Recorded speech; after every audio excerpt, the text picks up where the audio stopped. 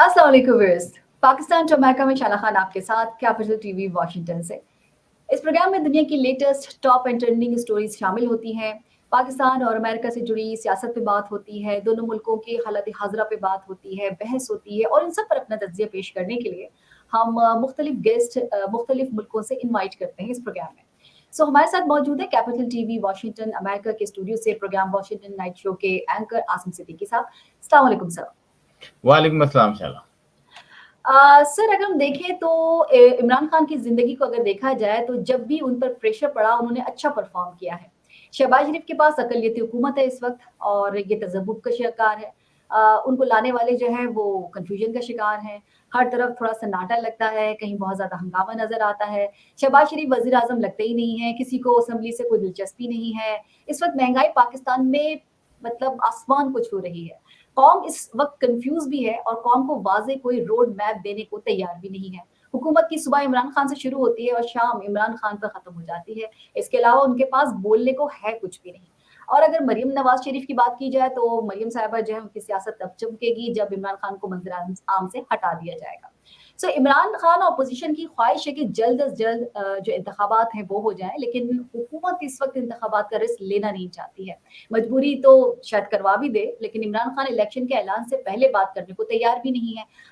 इमरान खान एक तरफ जलसे कर रहे हैं, तो दूसरी तरफ सैलाब मुतासरीन के लिए जो एक्टिविटीज़ हैं, वो भी जारी रखे हुए हैं और वो आखिर हद तक अ, फ़िलहाल नहीं जा रहे हैं। उन्होंने अपने पत्ते ज़रा सँभाल के रखे हुए हैं और वो उस वक़्त तक शो नहीं करेंगे, जब तक कि हुकूमत आखिरी हद तक नहीं चली जाती है। सवाल मैं आपसे ये करूँगी कि इमरान खान का जो अभी फैसलाबाद में जो जलसा हुआ था, उसमें एक खिताब हुआ और खिताब में पीर को आईएसपीआर की जानिब से रद्द-अमल दिया गया और रद्द-अमल जो था बड़ा सख्त था। उसमें ये कहा गया कि एक ऐसे वक़्त में कि जब पाकिस्तानी जो फ़ौज है वो आला क़यादत को बदनाम भी कर रही है, कमज़ोर करने की कोशिश कर रही है। एक ऐसे वक़्त में जब सैलाब के दौरान हम लोग काम कर रहे हैं और रोज़ाना कोई ना कोई हमारा जो फ़ौजी है वो कुर्बानी देता है। आर्मी चीफ़ की जो तय्युनाती है, ज़ाहिर है उस पर एक तरीक़ाकार वाज़ेह तो इस पर किसी को बोलने की ज़रूरत नहीं है। सीनियर सियासतदान जो है वो एक तरह का मुतनाज़ा इस चीज़ को बना रहे हैं। सवाल मैं आपसे ये करूँगी कि आईएसपीआर का ये जो रद्द-ए-अमल था, वो ज़रूरी था या गैर ज़रूरी था? क्योंकि दूसरी तरफ तहरीक-ए-इंसाफ जो है इमरान खान वो अपने फैसलाबाद के जलसे में फ़ौज की आला क़यादत पे उन्होंने कहा कि मैंने सवाल नहीं उठाया बल्कि मैं तो सियासतदानों की अहलियत पे सवाल उठा रहा था, ये उन्होंने क्लियर किया। अब क्लियर किया या नहीं किया, लेकिन बहरहाल अगर मैं आपसे पूछूँ तो क्या ये रद्द-ए-अमल बहुत जल्द था, गैर ज़रूरी था या बहुत ज़रूरी था? शुक्रिया शैला। एक तो आप प्रोग्राम जो हैं अब इमरान खान से ही शुरू कर देती हैं। तो आपने बिल्कुल सही कहा कि पहले भी इमरान खान होता था, वो हुँ, भी करवाया जाता था। आज हुँ, इमरान खान हो रहा है, वो रुकवाया हुँ, जाता है। तो हुँ, माज़ी में वो तमाम चीज़ें हुई हैं। हुँ, साढ़े 3 सालों में हुँ, आईएसपीआर ने ये भी कहा कि जनाब 6 महीने पॉज़िटिव न्यूज़ दे दें, ये भी उनका दायरा-इख्तियार में नहीं था। हुँ, आईएसपीआर ने ड्रामे भी बनाए, ये भी उनके इख्तियार में नहीं था। आईएसपीआर ने ऐसी बहुत सारी हरकतें, चीज़ें, बयानात किए हैं, जो हुँ, उनको नहीं करना चाहिए था एक जमहूरी दौर में।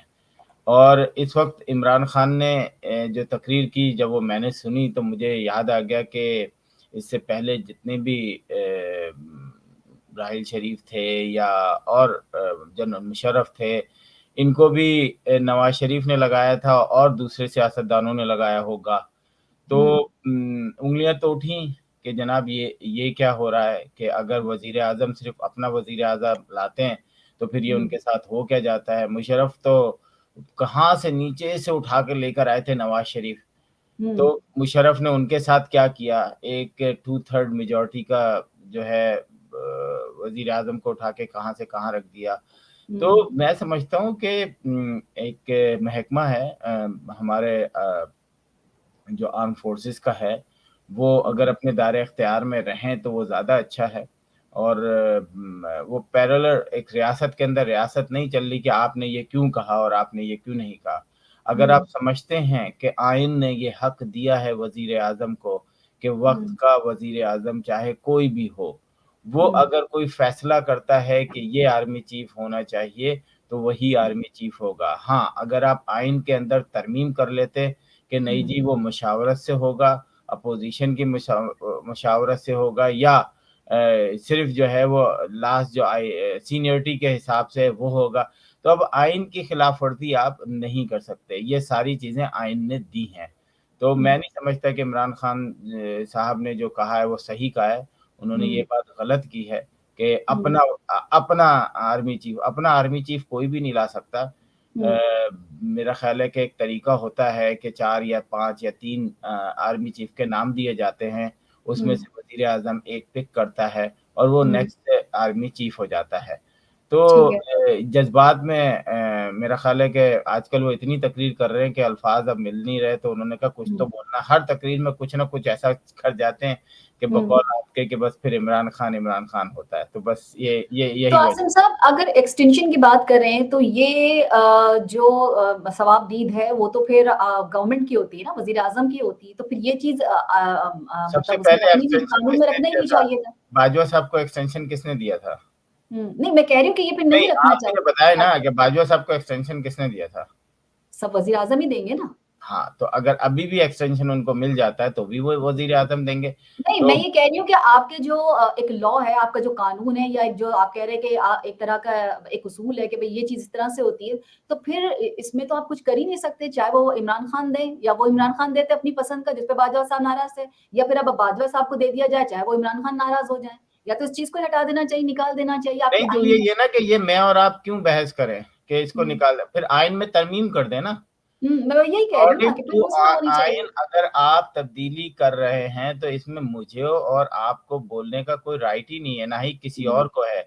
हाँ, आप अगर आइन के खिलाफ वर्जी जनरल बाजवा ऐलान करें कि अगला chief of the army staff ABCD होगा, यहाँ पर प्रॉब्लम होती है क्योंकि वो आइन के खिलाफ है। अगर सब कुछ आइन से के को मद्देनजर रखते हुए बात हो रही है तो मैं नहीं समझता कि कोई बुरी चीज हो रही है। इमरान खान साहब हर जलसे में बहुत सारी ऐसी चीजें छोड़ते चले जा रहे हैं कि उनको फ्यूचर में इन सब चीजों का भी जवाब देना पड़ेगा। अगर खुदा ना खास्ता ही कहूंगा मैं अब, क्योंकि अगर ये वजीर आजम किसी टर्म्स एंड कंडीशन पे बन जाते हैं, वैसे ऐसा होने नहीं वाला, क्योंकि जो उन्होंने बोया था वो अब वो काटने की हिम्मत नहीं रखते।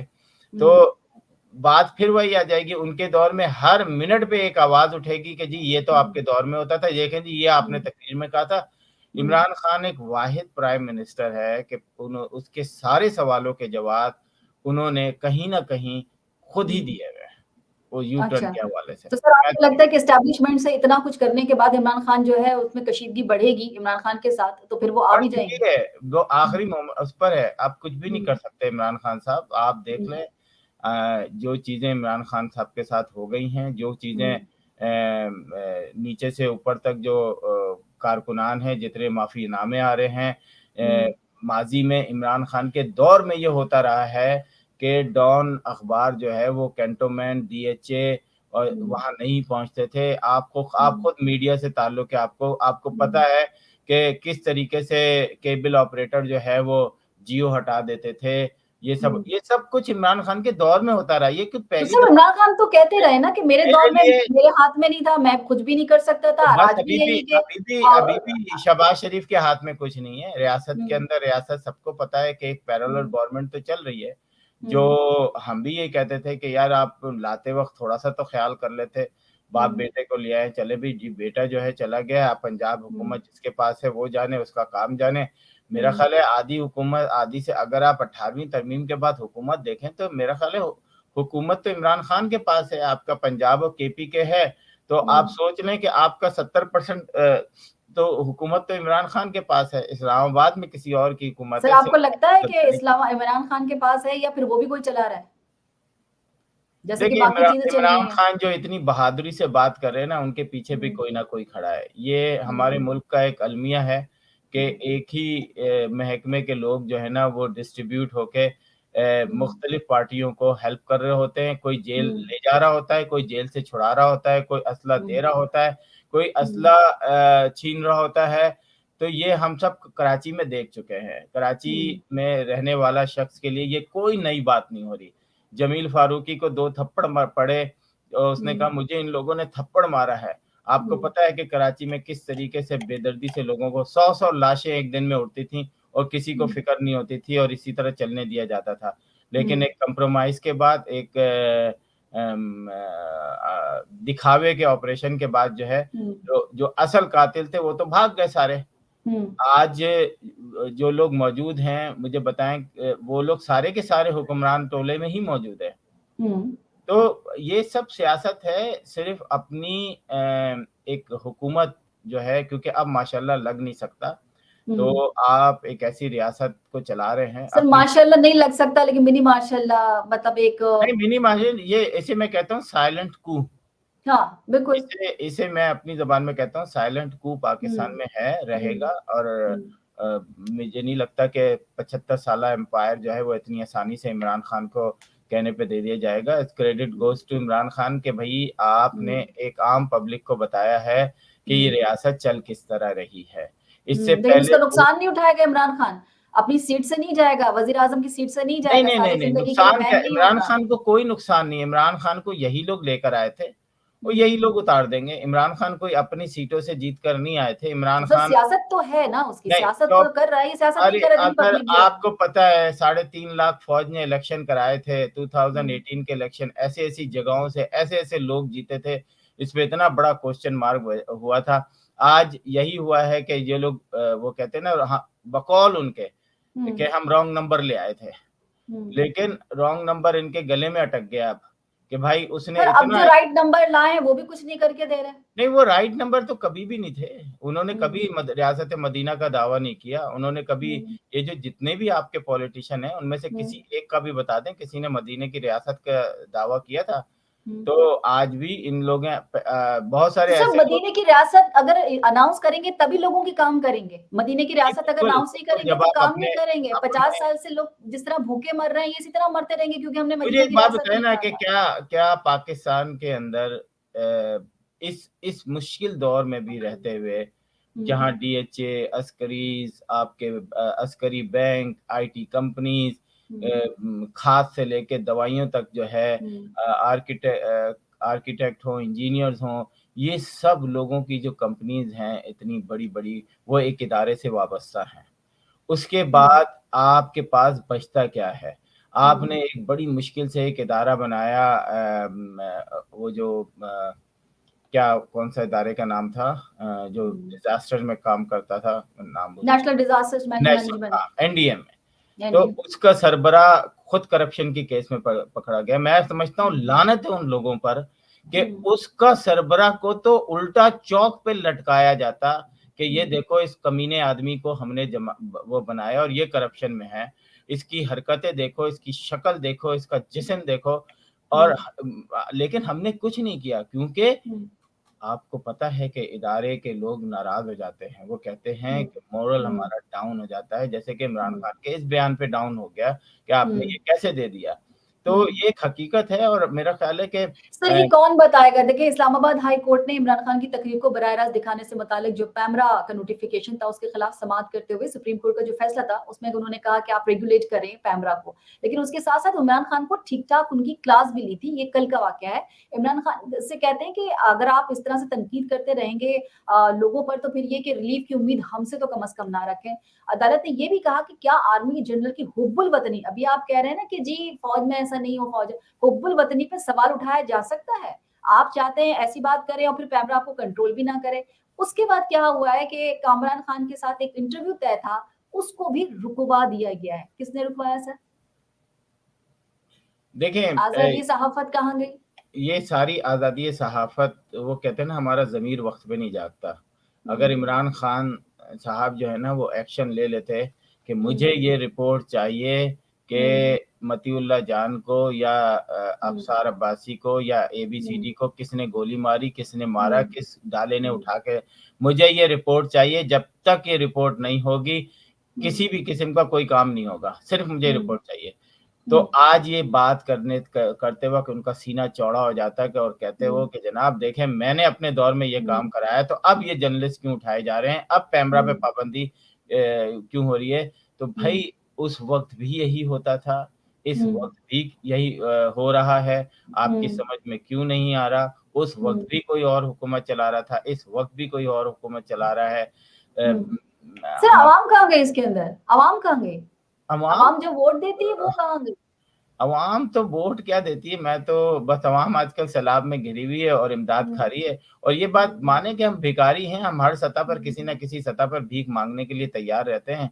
आज हम दुनिया से आपके मुझे याद आया, वो आप मांगने की बात कर रहे हैं, अमेरिका ने भी $30 बिलियन दिए हैं। और मैं बल्कि आपसे सवाल करने ही वाली थी कि अमेरिकन कांग्रेस का जो एक डेलीगेशन वो पाकिस्तान आया है और यहाँ पर सैलाब की सूरत हाल को वो मॉनिटर भी कर रहा है, देख रहा है। उस दौरान उसने यहाँ के जो हुकूमती जो वफ्द है उसके साथ भी उन्होंने मुलाकात की। $30 मिलियन की जो रकम थी वो उन्होंने दी है। इससे मुतालिक मैं चाह रही थी कि अगर आप हमें बेहतर तौर पर रिपोर्ट करते। देखें, अमेरिका ही ने नहीं, बहुत दुनिया के बहुत हम्म। सारे ममालिक ने जो है हम्म। पाकिस्तान की हेल्प की है। हम्म। लेकिन हमने देखा कि इस दफ़ा उस तरीके से शोर नहीं उठा जितना हम्म। 2000 जब ज़िलज़ला आया था पाकिस्तान में, हम्म। तो हम्म। यहाँ पे कैंप लगे थे, बाकायदा हमने जाके कैंपों में जमा कराया था चीज़ें, हम्म। कैंप और ये सारी चीज़ें। हम्म। लेकिन उसका जो रिज़ल्ट निकला था, हमें बाद में पता चला कि वो लुंडे बाज़ार में कपड़े और 1-1, 2-2 साल बाद जो कंटेनर थे वो नीलाम हुए हम्म। थे। इस दफ़ा हम्म। अब हम्म। सिर्फ़ पैसे की बारी आई है। हर चौथा, 5वाँ, 8वाँ डॉक्टर जो है, वो हम्म।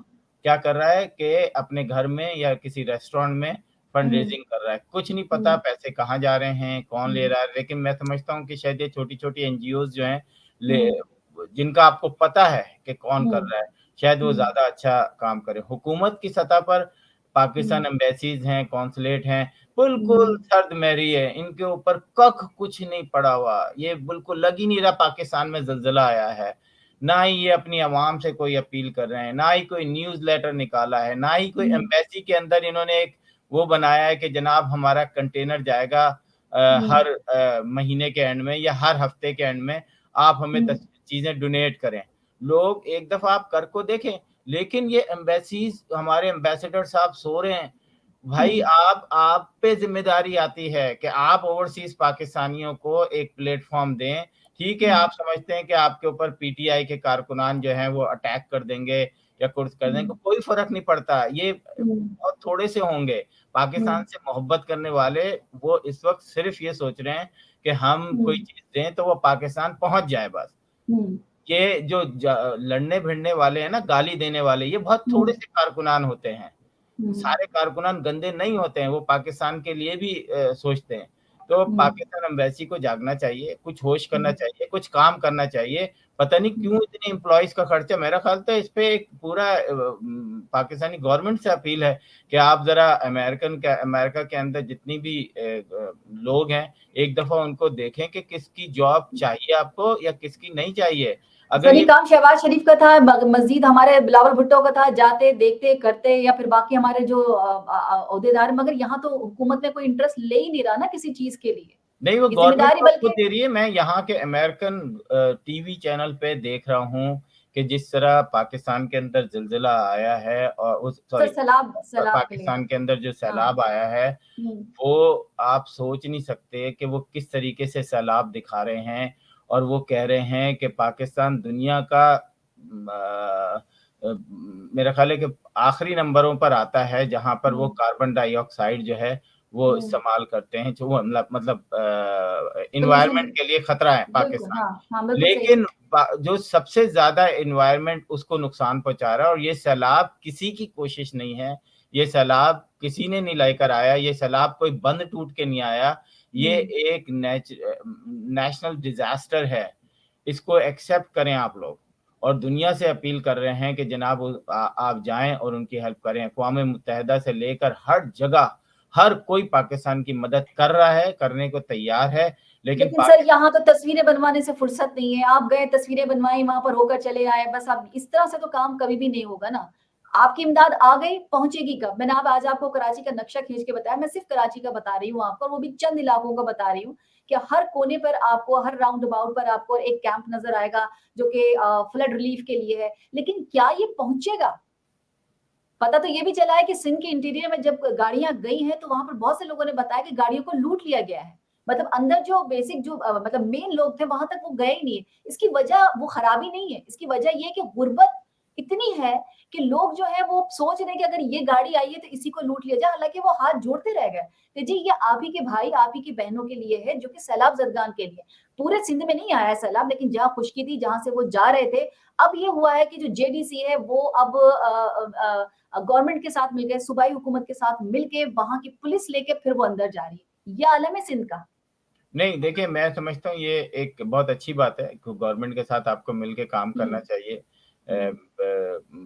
जेडीसी बड़ा अच्छा काम कर रहा है और बहुत सारे इदारे बहुत अच्छा काम कर रहे हैं। हजारों की तादाद में ट्रक जाते हैं, अगर 2-4 ट्रक की वीडियोस आ जाती हैं लूटने की, तो मैं नहीं समझता वो भी गरीबी लोग ले रहे हैं। आपने वीडियो देखी है कि वो कोई सेहतमंद टाई सूट पहने हुए लोग नहीं लूट रहे, ये वही लोग लूट रहे हैं जो जिनके चेहरे पर भूख और अफलास मौजूद है। यही था ना कि वो तो कोई खराबी नहीं है, सिर्फ तो इस वजह से कि ज्यादा गुर्बत हाँ, का एहसास बहुत ज्यादा है। पाकिस्तान इस मतलब हम जो हैं वो, मेरा ख्याल है पाकिस्तान में तो इमरजेंसी लगानी चाहिए, तमाम किस्म की जो अय्याशियां हैं वो खत्म करनी चाहिए, तमाम किस्म के जो गवर्नमेंट के जो ऐसे प्रोजेक्ट्स हैं जो कि सिर्फ इंटरटेनमेंट कह लें आप, वो खत्म होने चाहिए।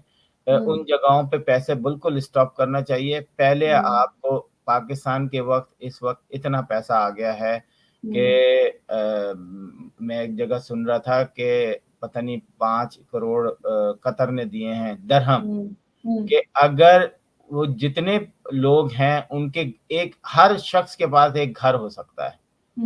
लगाएगा कौन सा, यही तो मसला है, मसला ये कैसे है पता चले। फूड क्राइसिस पे ना कंट्रोल बड़ा मुश्किल होता है, आपको दुनिया से हेल्प लेनी पड़ती है, आपको चावल, आटा, चीनी, गोश्त, ये सब चीजें दुनिया के दूसरे ममालिक से लेनी पड़ती हैं।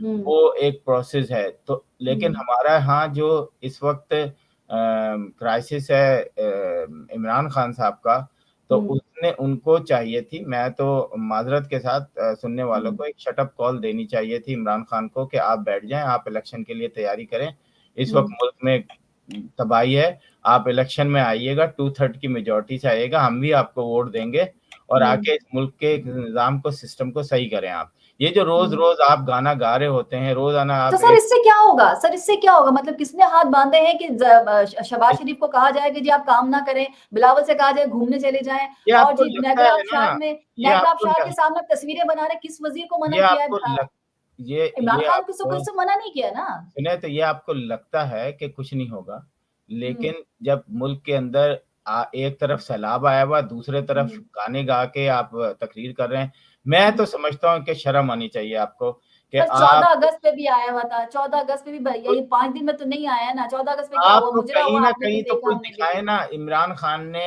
बिल्कुल इमरान सही खान कहा हुकुम था, इमरान खान ने बिल्कुल सही कहा था कि मैं बाहर निकलूँगा तो और खतरनाक हो जाऊँगा।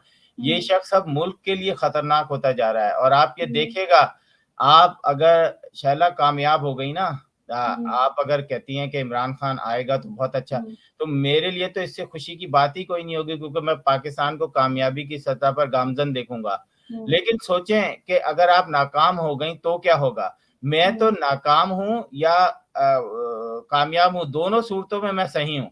आप लोगों का या आपसे जो एमक्यूएम के उसके पीटीआई के वर्कर हैं, जो इतना सोशल मीडिया पर आके गालम-गलौच ये वो कर रहे हैं, नफ़रतें फैला रहे हैं एक-दूसरे के उसमें, और मतलब उन्होंने पूरा एक ओवरसीज़ पाकिस्तानियों का तो बेड़ा गर्क कर ही दिया है। अब पाकिस्तान के अंदर ये हाल है कि बाप जो है वो बेटे को नहीं मना कर पा रहा कि बेटा तू कहाँ जा रहा है? अभी रुक जा। ये वही हाल हो गया जैसे मुख्तलिफ पॉलिटिकल पार्टीज़ में होता था, लेकिन इमरान खान के उसमें कुछ ज़्यादा ही हो गया है।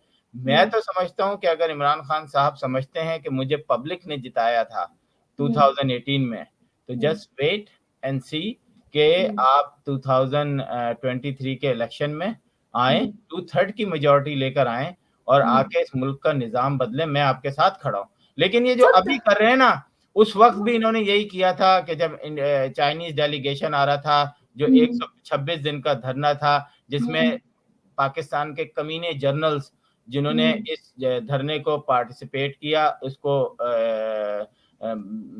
फैसिलिटेट किया, वो आज कहाँ पर हैं? आज वो कहीं पर भी नहीं है। उनको तो अल्लाह ताला ना दुनिया में ना क़यामत के दिन उनको बख्शिश उनकी नहीं होगी, क्योंकि उन्होंने अपनी जॉब से अपने जो उनको ओथ था उसकी खिलाफ वर्जी की थी। आज साबित हो गया कि उनके उसको कौन कर रहा था। तो इमरान खान एक शोर बन के रह गया अब।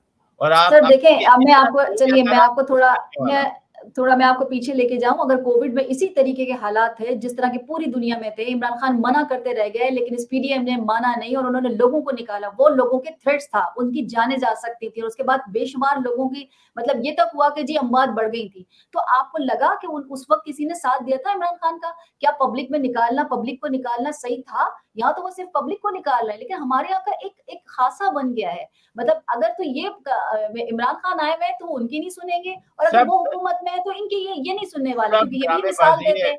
सुने, आज इमरान खान ने क्लिप्स दिखाए हैं कि अगर मेरे कहने पर आपको गमो गुस्सा है तो जो पिछले लोग गए हैं सारे के सारे, उन पे गमो गुस्सा क्यों नहीं हुआ? क्योंकि अब तो वो स्लाइड चला के दिखा देते हैं। तो मसला ये कि यहाँ पर आपको तमाम, मैं हमेशा कहती हूँ आपसे, तमाम सियासतदानों को मिल जाना चाहिए था, चाहे उसमें जरदारी हो, चाहे नवाज शरीफ हो, चाहे शहबाज शरीफ हो, चाहे इमरान खान हो, और उनको ये कहना चाहिए था जिसने भी आपको ये रजीम चेंज के तहत बिठाया कि जी हम आपके साथ नहीं है, हम उसी तरह इलेक्ट होकर आएंगे। चाहे इमरान खान की 1.5 साल की ये जो ओहदा है, ठीक है जी, ये इसी पे आराम से रहें, हम 1.5 साल के बाद, 2 साल के बाद आराम से अपनी पब्लिक में जाएंगे और ले आएंगे। तो इस्टेब्लिशमेंट की इतनी ज्यादा हिम्मत नहीं होती, लेकिन जब आप में से हर कोई इस्टेब्लिशमेंट के पास जाके कहता है कि जी हमें हुकूमत दे दीजिए, तो फिर ठीक है, तो फिर यही कीजिए, डिक्टेशन लेते रहिए, रोते रहिए और करते रहिए। कम से कम बिल्कुल, अगर इमरान खान कर रहा है तो इमरान खान अपनी सीट से जाएगा, अगर इमरान बिल्कुल। खान जा रहा है सियासत से जाएगा, लेकिन कोई तो साथ देता। आप आज मिफ्ता इस्तेमाल पता है क्या कहते हैं? अरे कोई कयामत थोड़ी आ जाएगी, अगर हम इतने गैर मकबूल फैसले कर रहे हैं तो क्या हो गया, हमें कोई मौत आएगी? हम कोई 5 साल, अगर हम कोई अगले साल अगर हम 5 साल उसमें बैठ जाएंगे ऑपोजिशन में, तो भाई ये 1.5 साल के लिए फिर आप आए क्यों थे? आप उनसे कहते हैं कि हमें मौत नहीं आएगी, हम 1.5 साल के बाद हम खुद आ जाएंगे, हम पब्लिक में जाएंगे, आराम से आ जाएंगे। इमरान खान तो वैसे भी गैर मकबूल हो रहा था। अब आपकी स्ट्रैटेजी गलत हो गई, इमरान खान गैर मकबूल था, हो रहा था, अब आपकी स्ट्रैटेजी गलत हो गई, तो बस ठीक है, फिर इसको भुगतिए, अब यही हो सकता है। सर एक सवाल करूंगी रेहम खान का, अमेरिका से ही मुतालिक ये सवाल है। अमेरिका में उनका दौरा है और रेहम खान का दौरा है, कुछ तफसीलात मालूम है आपको? अच्छा, रेहाम खान का दौरा अमेरिका जो है, मुझे नहीं पता हम्म, कि मुख्तलिफ शहरों में हम्म, उनकी दावतें हो रही हैं। वो शायद कैलिफोर्निया भी गई हैं, न्यूयॉर्क भी गई हैं, इधर वाशिंगटन, हम्म, मैरीलैंड की तरफ भी आई थी। लेकिन वो अच्छा, उन गैर ज़रूरी लोगों के साथ बैठी हैं कि उनका ज़िक्र करना मेरा नहीं ख़्याल कि कोई अच्छा, ज़रूरी बनता है। इस सवाल को छोड़ें। बस अच्छा, मैं आपसे अभी बात कर रहा था, आपने जो इमरान खान की बात की, देखें जी इमरान जी, खान को तो मौका एक दफ़ा मिला था कि हम्म, असेंबली में अपोजिशन के साथ बैठ के इन लोगों के हम्म, खिलाफ जो है वो मैं तो बोलता हूँ कि लॉ पास होना चाहिए कि हम्म, अब आपको 1 इंच जमीन नहीं मिलेगी डीएचए या अस्करी बनाने के लिए कौन पाकिस्तान। कहेगा सर, ये कौन कहेगा, ये मैं वही कौन बता कौन रहा हूँ ना, बोलेंगे? अगर इमरान हाँ, खान आज भी ये कहें कि हम्म, जनाब मैं आप लोगों के साथ बैठ के पहले तो हम इनको फारिग करें, बाद में हम हम्म, खुद लड़ लेंगे। ठीक है, अगर ये नहीं होगा तो हम्म, पाकिस्तान कभी भी आज़ाद नहीं होगा। ये बात हम्म, याद रखें कि हम्म, इमरान खान जो है जब तक इन अपोज़िशन पार्टीज़ के साथ उनको चोर और ये डाकू कहना बंद करें, आपस हम्म, में बैठें, पहले हम्म, एक साइड तो क्लियर करें ना। हम लोग कहते थे हम्म, ना हमेशा कि यार वो घर की लड़ाई में जो है ना, बाहर पहले हम घर के लोग मुत्तहिद होंगे तो बाहर से लड़ेंगे ना। सही, वो बोलते हैं ना क्रिकेट के या हॉकी के मैचेस में जब अंदर के इख्तलाफ बढ़ जाते थे तो हम हार जाते थे। बिल्कुल, सिंपल पाकिस्तान के अंदर यह है कि जो जमहूरी ताकतें हैं वो उनके अंदर इतनी ज़्यादा दूसरे इदारों की इन्वॉल्वमेंट हो गई है कि वो पाकिस्तान के अंदर जमहूरियत आ ही नहीं रही। तो इमरान हम्म, खान जब तक ये गाना गाते रहेंगे कि नहीं मैं चोर डाकुओं के साथ नहीं बैठूँगा, आज या हम्म, 100 साल के बाद उनकी कोई ज़िंदगी बहुत ज़्यादा नहीं है। हर इंसान हम्म, ने मरना है, मैंने भी मरना है, आपने भी मरना है। तो हम्म, इनके पास 5-6 साल हैं, उसके बाद अल्लाह ताला इनको 100 साल की ज़िंदगी दे। लेकिन हम्म, भाई आपने जो करना है वो इसी ज़िंदगी में करना है। आप कोई हम्म, ऐसी चीज़ नहीं सेट करेंगे कि आपकी औलादें या आपकी औलादों की औलादें हो। यस, लोगों की औलादें जो हैं उनको ज़रूर फ़ायदा होगा। अगर आज आप हम्म, ये डिसीज़न लें, बैठें कि जनाब मैं आप लोगों से बात करना चाहता हूँ, तमाम लोगों से, और मैं ये चाहता हूँ कि पहले हम अपनी जंग जो है पाकिस्तान हम्म, को आज़ाद करा रहे हैं इन लोगों से। ये फैसला हम्म, करें कि हमने किसी भी बड़ी पोस्ट पर रिटायर आर्मी के लोगों को नहीं बिठाना। हमने हम्म, 1 इंच भी कोई अस्करी और डीएचए अब नहीं देना। हमने कराची हो या सिंध के साहिली इलाकों को टूरिज़्म के लिए आगे बढ़ाना है। अगर पाकिस्तान नेवी बीच में आएगी तो इनके हम्म, इनको शट अप कॉल दी जाएगी। हम बनाएंगे। दुनिया में तमाम सी साइड जो हैं वो डेवलप हो चुकी हैं। हम 75 साल से रोना रो रहे हैं। इनके प्राइवेट हट्स तो बन जाते हैं, प्राइवेट बीचेस तो बन जाती हैं, लेकिन पब्लिक के लिए कोई बीचेस नहीं है। जब तक आप ये सारी शटअप कॉल नहीं देंगे, आज कल परसों 5 साल 50 साल 500 साल ऐसे ही चलता रहेगा पाकिस्तान, कोई तरक्की नहीं होगी। आसिम साहब, एक सवाल और करूंगी मैं आपसे, क्योंकि 14 अगस्त की जो सेलिब्रेशन है वो अमेरिका में तो अभी भी जारी है। वॉशिंगटन में एक सेलिब्रेशन थी, तो उसकी जरा मुझे स्टोरी सुनाए कि क्या क्या हुआ वहां पर।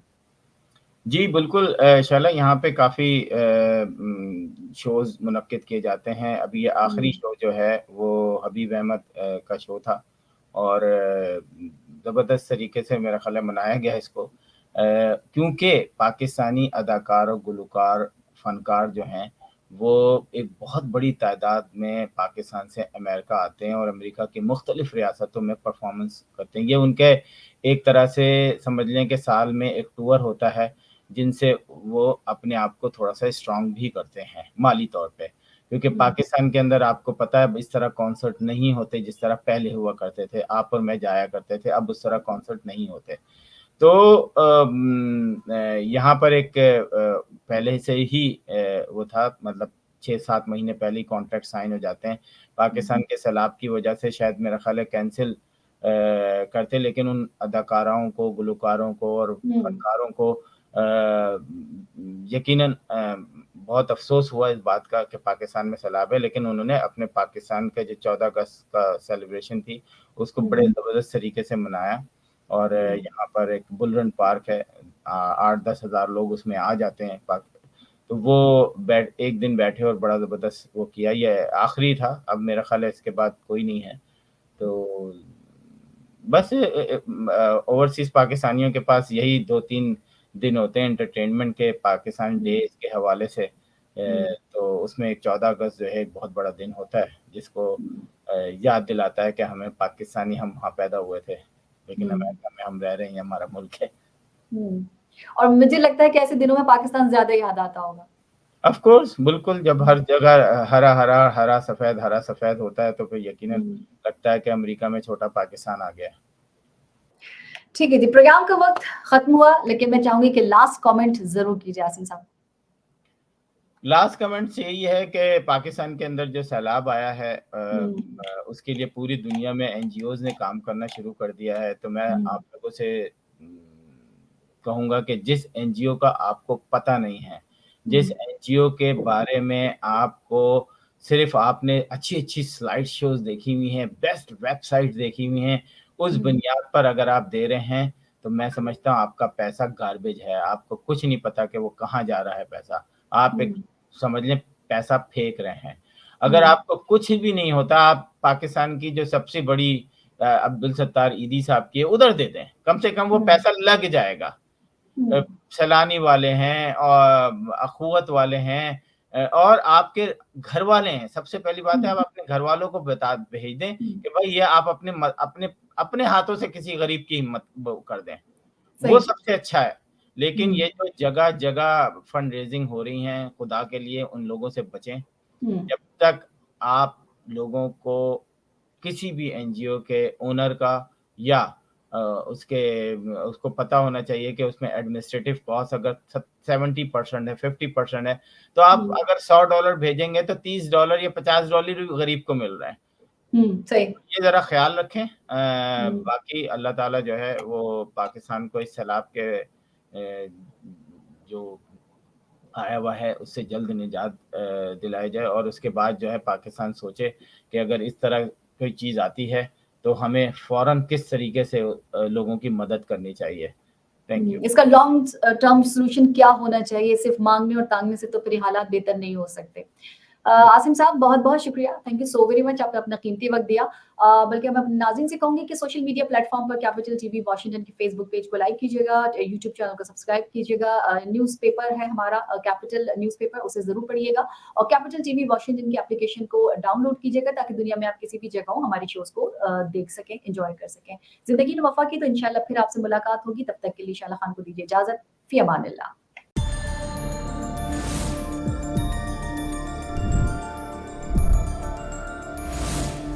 are watching Capital TV Washington, the best South Asian TV channel in North America.